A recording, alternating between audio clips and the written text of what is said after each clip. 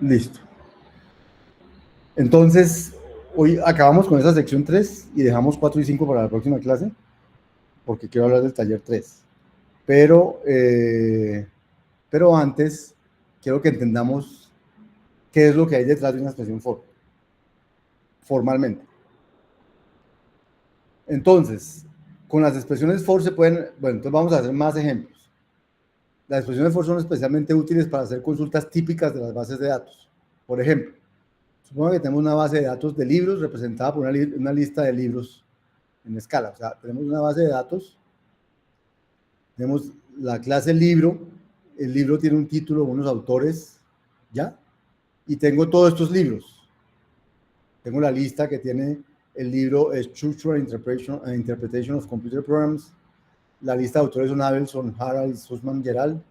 Programming en escala de Odesky, Learning Concurrent Programming en escala de Procopec. O sea, los libros del curso están en la base de datos de escala. Entonces uno podría hacer consultas típicas en las librerías, en las bibliotecas. Deme los libros cuyo autor es Odesky. O por favor, quiero saber cuáles son los libros con la palabra reservada program en el título. O quiero que liste los autores en la base de datos que han escrito al menos 2 libros. Han escrito al menos 2 libros. Entonces, si tengo esas consultas, ¿cómo las podría hacer con expresiones for? Es la pregunta.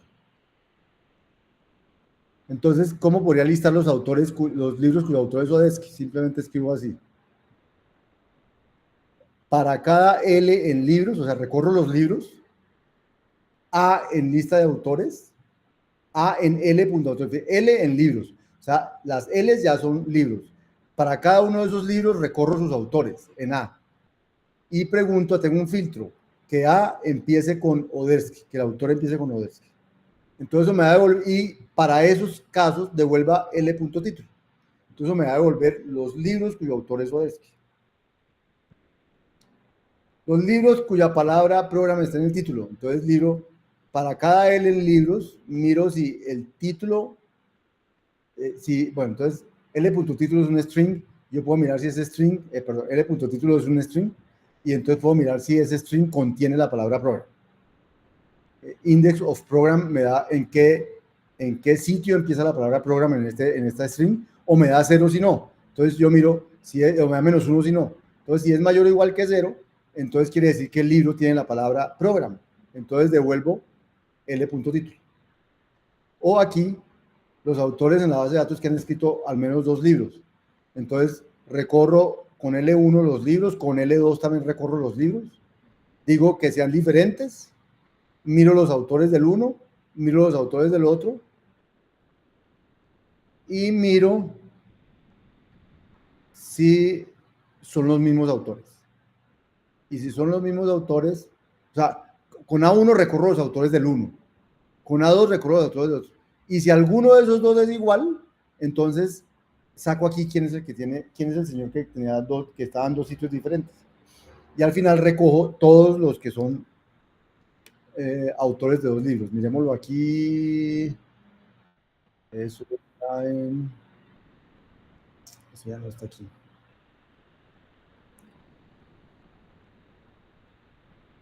Eso está en.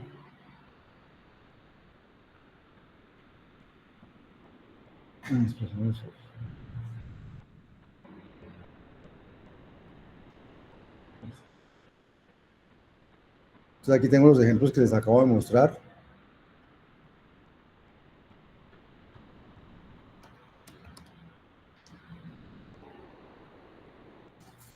Entonces aquí tengo la clase libro, los libros de la base de datos.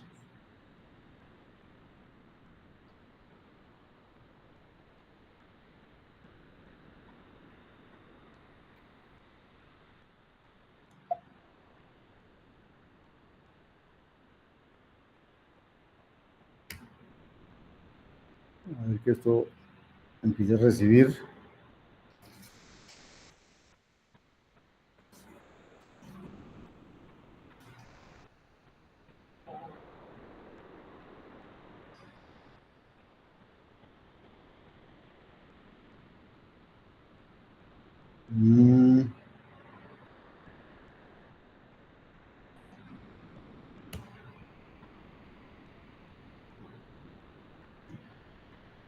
Y ahora hacemos las consultas para cada libro, los que empiezan por Odersky. Entonces me dice, hay dos, Programming in Scala y Working Hard to Keep It Simple. ¿Sí? Luego dice, no, que coja los libros en cuyo título será programa Program. Entonces son estructura interpretación de computer programs, ahí tiene program, o programming, él tiene program, o learning concurrent programming en Scala. No dice que sea completa, solamente que tenga ese pedazo de los que hayan escrito al menos 2 libros.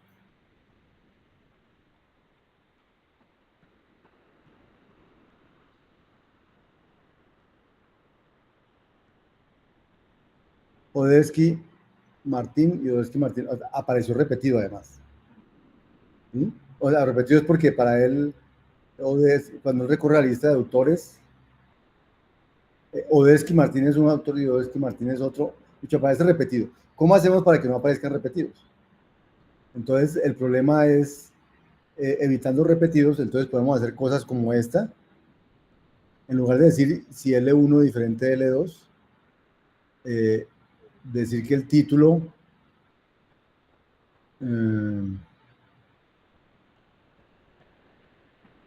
con esto no solamente necesitamos que sean diferentes, con estos seguros son diferentes, pero solamente los dejamos en un orden, que aparezca el 1 y no, es que aquí el problema que está apareciendo es que me aparecen por L1 y por L2, me aparecen los mismos 2 libros 2 veces, y por eso me estaba apareciendo 2 veces las personas. Pues si yo digo que L1 debe ser menor que L2, entonces solo me aparece la pareja en un orden, no me aparece la pareja en el otro orden. Entonces, como no aparece en el otro orden, no la va a esculcar, y como no la va a esculcar, no la va a explorar, y como no la va a explorar, no va a aparecer repetido. Una sola vez. ¿Sí?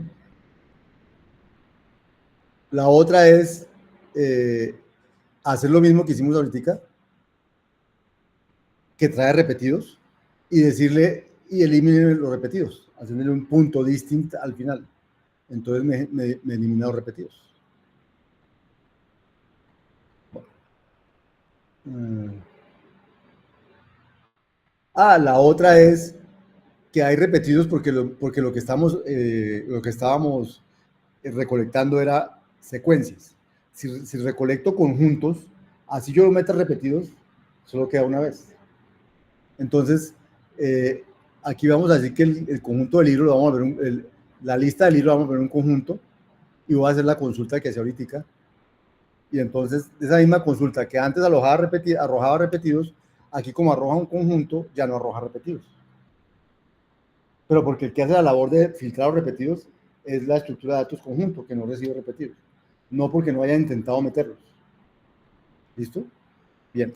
Entonces, dada la expresividad de las consultas, de las expresiones for para hacer consultas, cosas de ese estilo, entonces, ¿cómo es que eso está hecho por debajo? Es lo que me interesa que aprendamos hoy. ¿Cómo está hecho eso por debajo?